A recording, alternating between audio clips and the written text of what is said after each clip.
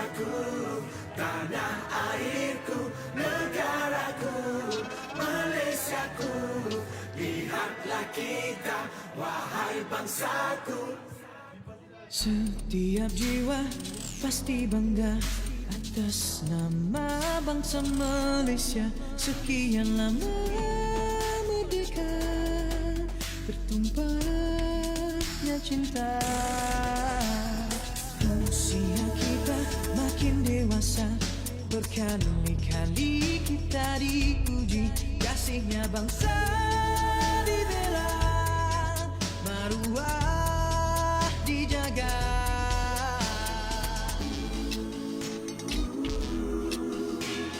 Warga Malaysia teguh bersama, warga Malaysia teguh bersama. Oh, naungan kita Malaysiaku,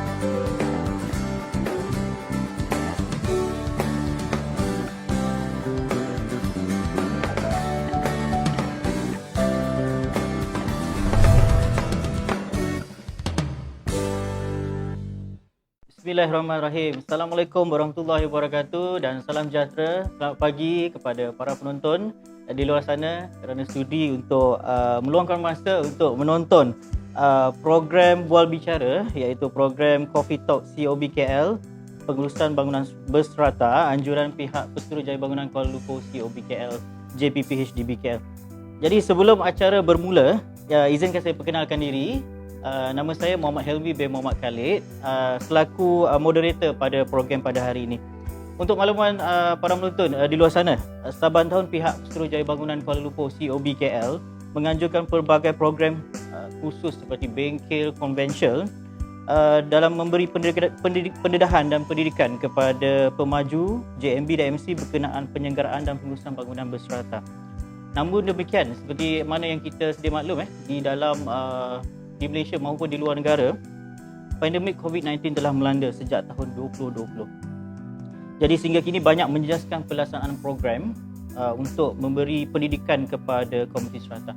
Justru bagi memastikan komuniti serata tidak terus terkesan dengan perkara ini, pihak COBKL akan memperbanyakkan program penerangan secara atas talian. Untuk makluman para penonton di luar sana, program Coffee Talk ini mempunyai 10 siri yang merangkumi tajuk-tajuk berkaitan dengan isu-isu semasa di kediaman berserata. Untuk siri pertama pada pagi ini, tajuk program adalah berkenaan pengurusan bangunan berserata di Kuala Lumpur yang akan disampaikan oleh di sebelah saya ini, panel jemputan Surveyor Encik Azhan bin Encik Adnan. Beliau merupakan pegawai penilaian di Pesuruhjaya Bangunan Kuala Lumpur COBKL di JPPHDBKL yang telah berpengalaman luas dalam pengurusan serata, lebih 8 tahun berkhidmat. Jadi beliau juga adalah seorang penilai harta berdaftar, betul? Ya. Encik Azhan. Okey, tanpa membiarkan masa, saya mulakan soalan kita mulakan program ni. Sebenarnya JMB, Joint Management Body, dan Perbanan Pengurusan MC ni, Perbanan Pengurusan, apa sebenarnya Encik Azhan? Maksudnya apa? Entiti dua ni sebenarnya apa je? Okey, terima kasih Tuan Helmi. Sekarang ni kalau kita lihat di media sosial seperti Facebook, TikTok, Instagram dan sebagainya, banyak orang mempersoalkan ataupun menyebut perkataan JMB, MC, kemudian isu-isu pengurusan serata, undang-undang dan sebagainya kan. Sebenarnya JMB, MC ini adalah entiti yang menyenggara dan mengurus bangunan berserata. Bila kita sebut bangunan berserata, ia akan refer kepada flat, kondominium, apartment ataupun landed serata. Itu maksud dia, JMB-MC lah. Dan untuk bangunan berserata, pengurusan bangunan berserata ni kita ada 3 tempoh pengurusan lah. Di mana yang pertama adalah pengurusan pemaju, yang kedua pengurusan JMB dan juga yang ketiga pengurusan MC. Macam tu. Okey. Maksudnya kat sini ada 3 entiti lah, daripada pemaju kepada JMB kepada MC, betul Betul. Maksudnya waktu MC ni pemaju dah tak ada lah. Okey, sebenarnya pemaju ni dia akan bermula tempoh pengurusan apabila kita menerima penyerahan milikan kosong ataupun kunci lah. Dan pada masa itu pemaju akan menguruskan bangunan berserata untuk tempoh 12 bulan. Dan dalam tempoh 12 bulan itu juga pemaju perlu mengadakan mesyuarat agung tahunan AJM pertama bagi penubuhan JMB. Dan pada masa itu tuan, AJK JMB akan dilantik di kalangan pemilik petak. Dan selepas itu AJK JMB inilah yang akan mengambil alih pengurusan JMB bersama-sama dengan pemanju lah. Dan kemudian apabila hak milik serata dikeluarkan, maka pengurusan ini akan bertukar pula kepada Perbadanan Pengurusan MC. Di mana macam tadi tuan sebut, MC ni pemaju dah tak ada lagi tugas dia. Maknanya keseluruhan proses pengurusan itu akan diuruskan oleh MC, jadi dilantik di kalangan pemilik lah. Saya memetik Cik Azhan kata tadi tentang pemaju, maksudnya bertanggungjawab untuk mengadakan mesyuarat agung pertama untuk JMB lah. Ya, betul. JMB ataupun MC lah. Sekiranya contohlah pemaju ni kadang-kadang ada yang tak bertahan lama, maksudnya telah digulungkan, dah bankrupt. Jadi apa komen Cik Azhan tentang isu ni? Okey, kalau kita lihat di KL ni memang daripada data COBKL memang ada banyak pemaju telah digulungkan dan banyak pembangunan berserata tidak ada pihak pengurusan. Sebenarnya apabila pemaju digulungkan, selalunya mahkamah akan melantik pelikuidasi ataupun liquidator. Jadi di dalam Akta Pengurusan Serata, ramai yang tidak sedar dan juga mungkin tidak tahu yang liquidator ini yang perlu menggantikan pemaju dalam kerja-kerja penyelenggaraan dan pengurusan dan juga kerja-kerja untuk menjalankan mesyuarat agung tahunan AGM pertama GMB ini. Okey. Sekiranya lah, contohlah kita katakan pemaju ni sendiri atau pelikurasi ni gagal untuk laksanakan mesyuarat AGM pertama katanya MCJMB ni kan. Apa tindakan COB boleh buat sekarang ni? Ini kita kena ingat dalam Akta Perusahaan Strata, mana-mana pemaju ataupun pelikuidasi yang tidak mengadakan mesyuarat agung tahunan AGM pertama boleh didenda tidak melebihi RM250,000 ataupun penjara 3 tahun ataupun kedua-duanya sekali. Jadi saya nak pesanlah mana-mana pemaju ataupun liquidator yang masih lagi belum mengadakan mesyuarat agung tahunan AGM pertama bagi penubuhan JMB, sila mengambil tindakan dengan secepat yang mungkin lah sebelum tindakan penguasaan diambil. Okey, Cik Hassan, macam ni lah. Kebanyakan sekarang ni kita tak faham orang ataupun saya sendirilah duduk rumah strata kan. Dekat mana tu? Dekat Bukit Jalil. Saya tak bagi tahu lah tempat dekat mana. Rumah murah je lah. Mereka ni, even saya sendirilah, kita keliru. Sebenarnya tak faham sebenarnya. JMB MC ni tugas dia, tanggungjawab dia. Apa sebenarnya dia kena buat sebenarnya? Okey, pemaju JMB MC, tugas dia secara keseluruhannya sama, iaitu untuk menyenggara dan mengurus kawasan harta bersama. Bila kita sebut bangunan dan harta bersama ni, macam kita akan refer lah seperti lift, bumbung, tangki, taman permainan, fasiliti. Semua itu akan diuruskan oleh pemaju JMB ataupun MC. Itu tugas yang paling utama lah. Selain daripada orang kata dia kena buat mesyuarat agung lah. Ya, betul. Mesyuarat agung, kena kutip cas penyelenggaraan, sinking fund, buat kawasan undang-undang, ambil insurans dan juga lain-lain yang berkaitan. Bukan apa, Cik Azan. Kebanyakannya saya nak cakap sini, mereka ni tak puas hati. Contohnya kalau ada kewitan MC JMB ni, orang kata dia orang macam senang cerita lah, orang kata macam tak mesra dengan penduduk, kata kuku besi kadang-kadang, sikit-sikit nak klaim, sikit-sikit nak klaim kereta kan. Tapi sebenarnya ada kebaikannya. Kalau tak ada benda tu, tak ada undang-undang lah maksudnya kat situ. Boleh komen sikit tentang orang kata mereka beranggapan kewujudan JMB MC ni orang kata lebih menyusahkan penduduk. Ada banyaklah kita terima orang kata pandangan daripada komen-komen di netizen di luar sana lah. Kan, betul? Boleh komen sikit. Apabila kita beli bangunan berserata, kita kena faham, termasuklah landed serata. Walaupun dia landed tapi dia serata. Kita kena faham kita terikat dengan undang-undang kecil ataupun house rule di bangunan tersebut. Dan pihak JMB MC ni, dia sebenarnya bukanlah poyo ataupun diktator ataupun sengaja nak menyalahgunakan kuasa, nak tunjuk hebat dan sebagainya. Tetapi dia sebenarnya nak menguatkuasakan undang-undang supaya semua orang patuh kepada peraturan dan kita boleh hidup dalam keadaan yang harmoni lah. So kalau kita ambil contoh, kalau kata kita letak kenderaan di tempat yang tidak sepatutnya. So pihak pengurusan boleh kunci tayar dan juga mengenakan denda sebanyak RM200. Ataupun kita buang sampah di kawasan harta bersama dalam lift ke, di kaki koridor ke kan. So kalau kata ada gambar, ada bukti, pihak pengurusan pun boleh denda sebanyak RM200. Dan apabila ada undang-undang ini, maka secara tidak langsung pengurusan dan juga keharmonian penduduk ni dapat dikekalkan. Bukan apa, Cik Azan. Kalau kita lihat rumah kakak saya lah, senang cerita, ambil yang dekat lah. Rumah kakak saya di sekitar Batu. Duduk rumah Pansapuri. Sekarang ni ada isu mereka. Dia lebih orang kata mengadu dengan pihak Persatuan Penduduk lah. Sebab kita lihat Persatuan Penduduk ni dia lebih dekat dengan penduduk. Maksudnya dekat sini kita lihat dua entiti yang berbeza. Satu JMB MC, satu lagi Persatuan Penduduk ni. Persatuan Penduduk ni kalau nak orang kata ngam dengan JMB MC susah, macam anjing yang kucing. So jadi Persatuan Penduduk dengan ini entiti yang berbeza. Jadi apa sebenarnya Persatuan Penduduk ni punya fungsi dengan JMB sebenarnya? Maksudnya ada kaitan memang, tak? BSOB pun kita terimalah aduan pasal persatuan bergaduh dengan JMB MC kan. Sebenarnya dia persatuan ni dia didaftarkan di ROS, maksudnya pendaftar pertubuhan. Pertubuhan lah. Dia satu pertubuhan dan dianggotai oleh pemilik petak dan juga yang berada di sekitar dan juga penyewa ataupun mungkin saudara mara yang berada di sekitar pun boleh menjadi ahli persatuan. Untuk JMB ni dia hanya terdiri daripada pemilik petak. Maknanya nama kita ada dalam Hak Milik Strata lah, ada dalam geran. Dan persatuan dia lebih fokus kepada isu-isu kemasyarakatan seperti gotong royong, derma, sesi inilah untuk nak mengeratkan hubungan Community lah. silaturahim. Sebab itu dia sebenarnya lebih rapat dengan pihak pemilik. Tapi sebenarnya JMB ni dia adalah orang yang menyenggara dan mengurus bangunan tersebut dan dia kena menguatkuasakan undang-undang.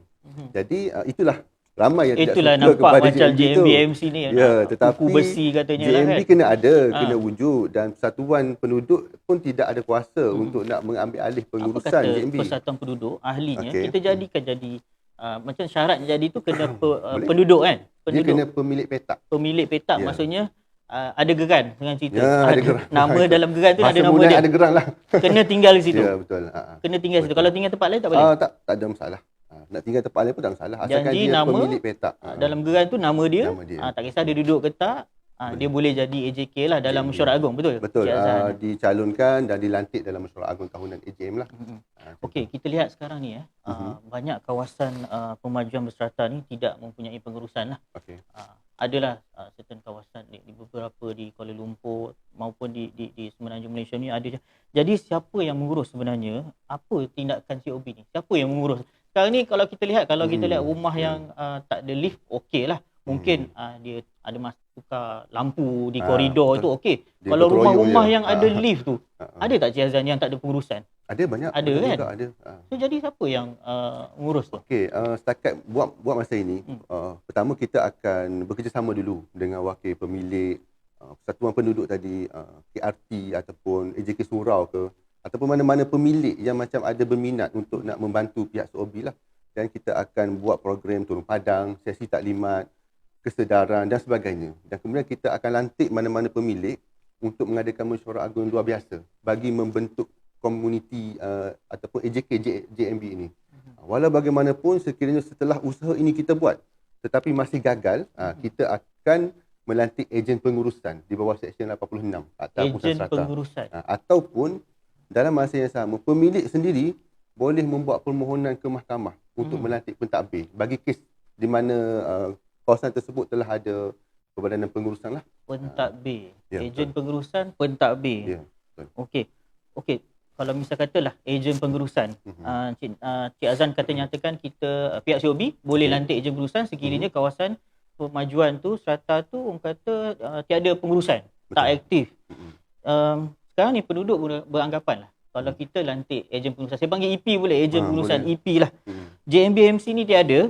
Jadi EP ni lah yang buat segala-galanya. Betul. Kawal selia, maksudnya pengurusan dan pembaikan. Jadi boleh terangkanlah sebenarnya apa tugas EP ni, kuasa dia setakat mana, sepatutnya apa sepatutnya EP ni buat? Okay. Ejen pengurusan ataupun EP ni sebenarnya dia bukanlah mengawal semua perkara ataupun dia nak mengambil alih tempat tersebut. Dia adalah satu syarikat pengusaha yang berdaftar daripada luar, dilantik oleh pihak COB untuk menggantikan pemaju JMB MC yang tidak wujud tadi. Orang tengah. Boleh kata betul? Dia bukan orang tengah tapi Bukan. dia menggantikan. Dan di dalam Akta Pusat Serata ada disebut bahawasanya ejen pengurusan ini bertindak seolah-olah pemaju JMB MC. Dan semua urusan penyelenggaraan, pembaikan, pengurusan, pentadbiran akan diuruskan oleh ejen pengurusan yang COB lantik ini. Macam tu. So, jadi sekarang ni dekat COB berapa lantikan yang telah dibuat setakat ni lah? Setakat ini dalam 30 kawasan kita telah 30 lantik kawasan. ejen. Banyak Ya. juga di kawasan yang masih. Jadi kalau biasa kita lantik, berapa lama tempoh untuk dia ni? Sekarang kita buat pelantikan untuk tempoh 3 tahun. 3 tahun Ya, lah. Maksudnya kita lantik sementara je lah. Betul? Betul. Sebab nanti mereka yang akan uruskan. Betul ke? Ya, betul. Betul. Contoh, kita tak dapat lari lah Cik Azhan tentang masalah lift. Rumah-rumah yang bertingkat ni kan. Ya. Masalah ni isu yang paling orang kata ketara lah. Kemalangan. Isu famous. Isu famous sekarang ni. Kawasan-kawasan terutamanya kos rendah kan. Ya. Okey. Kos rendah. Jadi kerosakan lift ni ada tak di bawah ejen pengurusan yang orang kata dapat diatasi lah? Okey, saya bagi contoh lah. Ada satu kondominium lah di tengah ibu kota KL ini, kita lantik ejen pengurusan sebab kita dapati kutipan caj penyelenggaraan 80%, 90% tinggi. Tapi daripada 8 buah lift tu, 4 lift memang shutdown terus, tak hidup langsung. Manakala 4 buah lift lagi tu dia Berapa tingkat tu? on off, dia 33 tingkat. Allah. So dan kondominium bukannya rumah flat ataupun pasapuri biasa-biasalah. Jadi walau bagaimanapun walaupun lift tu rosak, tetapi pihak pengurusan pada ketika itu dia buat kerja-kerja pengecatan di lobby. Dia tak mengutamakan kerja-kerja lift dan dah habis duit dekat situ dalam 200,000. Sepatutnya lift yang diutamakan Ya, dulu. jadi kita masuk lantik ejen pengurusan pada tahun 2017 dan alhamdulillah kini daripada 8 buah lift tu, 7 lift tersebut telah selesai lah. Maknanya telah siap Maksudnya, dibaiki. dapat diatasi lah. Ya, betul, dapat Sebab lift ni diatasi sangat lah. sensitif. Ya, betul. Sangat wajib orang kata diutamakan dulu Betul, lah. betul.